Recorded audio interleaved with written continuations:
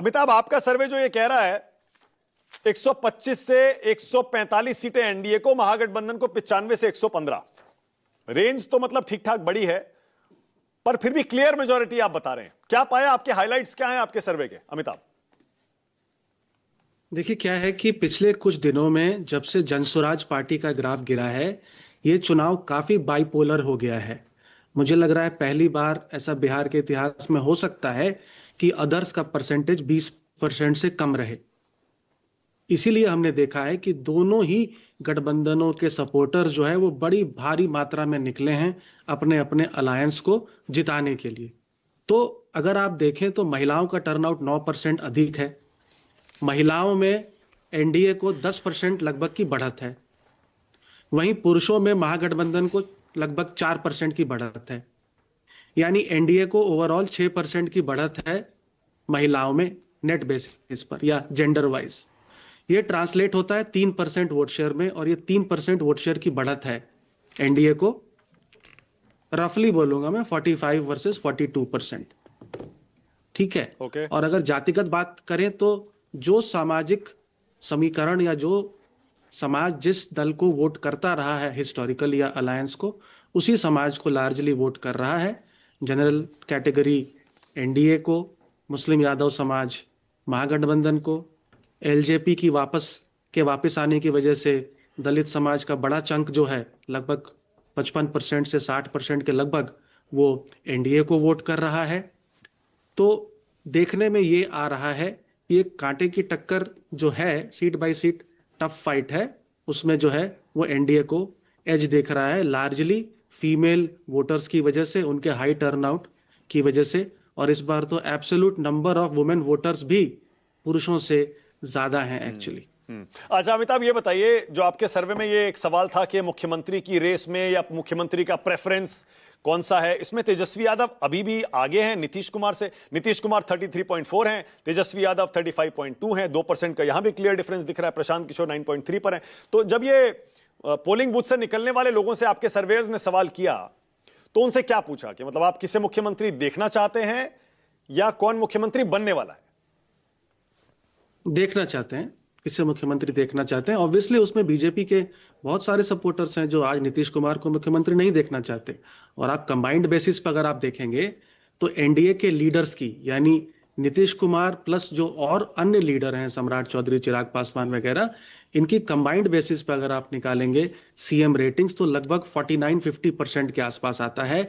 और वहीं अगर आप महागठबंधन के लीडर्स की कंबाइंड रेटिंग देखेंगे तो वो मुझे लगता है कि 41 या 42% के आसपास आ रहा है। तो तेजस्वी यादव को जो सपोर्ट बेस मिल रहा है वो लार्जली उनके कोर बेस की वजह से मिल रहा है। और एनडीए में कहीं ना कहीं भाजपा सपोर्टर्स चाह रहे हैं कि उनका खुद का मुख्यमंत्री बने, अगर उनकी सीटें अच्छी आती हैं तो। इसकी वजह से भी ये डिस्क्रिपेंसी दिख रही है। ठीक है, ये कुछ एनडीए का ब्रेकअप और महागठबंधन का ब्रेकअप कुछ आप बता सकते हैं कि सबसे बड़ी पार्टी एनडीए में कौन सी है, महागठबंधन में आरजेडी कांग्रेस को कितनी सीटें आ रही हैं? देखिए, रेंजेस बड़े हैं, इसलिए तीनों ही दल, जेडीयू, आरजेडी और बीजेपी जो है वो सबसे बड़ी पार्टी के रेस में है। लेकिन अगर आप ब्रॉडली देखेंगे, क्योंकि प्लस माइनस हमने 10 दिया है तो प्लस माइनस 5 सीटों में भी होगा। हाँ। जब आप पार्टी बेसिस पे करेंगे तो 65 जेडीयू प्लस माइनस 5, 60 बीजेपी और 10 करीब एलजेपी, हम और आरएलएम को आ रहा है। तो ये 135 हो जाता है आपका। और वहीं हम जब महागठबंधन की बात करेंगे तो वहां भी आरजेडी 65 प्लस माइनस 5, तो 70 तक भी जा सकता है। लेफ्ट पार्टीज लगभग 20, कांग्रेस पार्टी 15, और जो छोटी पार्टीज हैं वीआईपी, आईआईपी, ये लगभग 5 हैं। तो ये मिलाकर के 105 हो। यानी अमिताभ, आप कह रहे हैं कि आरजेडी अभी भी सबसे बड़ी पार्टी बन सकती है इस टक्कर में भी? देखिए, क्योंकि सीटें वो ज्यादा लड़ रही हैं, और क्या होता है कि जब अलायंसेस लड़ रही होती हैं तो सिंगल लार्जेस्ट पार्टी का एक्चुअली कोई मतलब ही नहीं होता है, क्योंकि सिंगल लार्जेस्ट पार्टी का लीडर ऑफ ऑपोजिशन बन के बैठा हुआ है।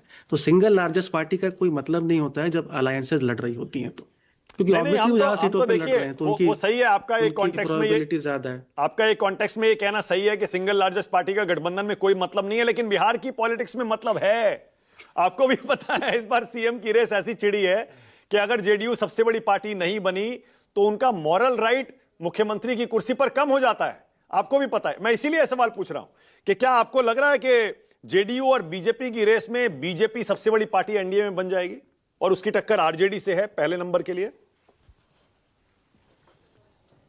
देखिए, ऐसा प्रतीत हो रहा है कि जो 10,000 रुपए स्कीम की वजह से जेडीयू में या जेडीयू को खास करके मुस्लिम यादव महिलाओं का भी थोड़ा बहुत सपोर्ट मिल रहा है, जो कि जहां पर भाजपा लड़ रही है सीटें, वो उतना देखने को नहीं मिल रहा है, जिसकी वजह से ऐसा लग रहा है कि हो सकता है कि जेडीयू का स्ट्राइक रेट जो है इस बार अच्छा रहेगा। और कहीं ना कहीं एक ये भी फीलिंग है कि लास्ट इलेक्शन है, farewell send off gift Nitish Kumar जिन्होंने ओके, बिहार इस बिहार की नींव रखी है, उनको भी एक अच्छा farewell send off gift Bihar के लोग दें। ठीक है। अब तीखा सवाल खास अमिताभ, करके ये महिलाएं। तो अच्छे अच्छे सवाल हो गए विश्लेषण वाले। अब तीखा सवाल, पिछले चुनाव में सारे एग्जिट पोल गलत हो गए थे, मुझे नहीं पता आपने पिछला चुनाव बिहार का एग्जिट पोल किया था या नहीं किया था, सारे उल्टे हो गए थे, सारे, सब कह रहे थे तेजस्वी आगे, महागठबंधन आगे, 180, 190, 160, 150 तक आंकड़ा गया था, कुछ एक ही थे जो बोल रहे थे क्लोज फाइट होगी।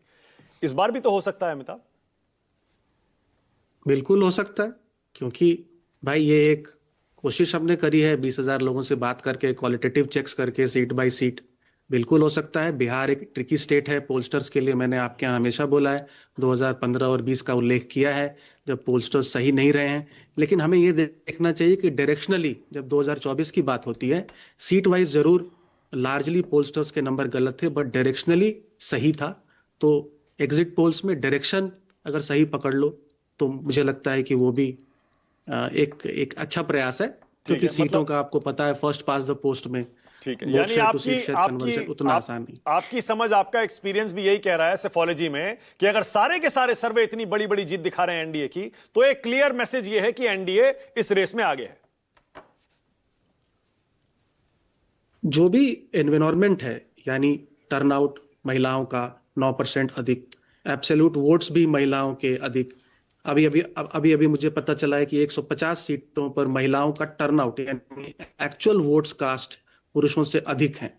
तो जहां भी महिलाओं के एक्चुअल वोट्स कास्ट पुरुषों से अधिक होते हैं, वहां पर जेडीयू और उसकी अलाइज पार्टी का अच्छा स्ट्राइक रेट होता है। ये हिस्टोरिकली हमने 2010, 15 और 20 में भी देखा है। ठीक है,